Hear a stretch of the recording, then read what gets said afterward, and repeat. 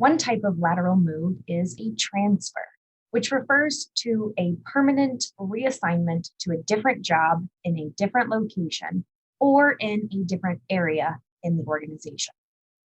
This option often involves relocation, which, as you can imagine, can be challenging for many people.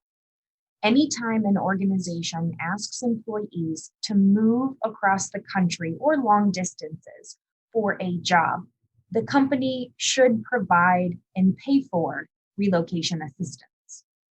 This option may be valuable to employees who want to move, who want to experience a drastic change in their work environment, or to highly ambitious employees who are willing to go above and beyond for the employer.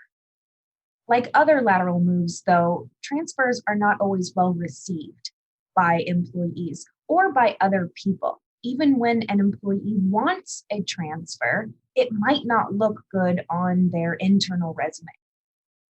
Plus, transfers do not automatically mean an increase in pay.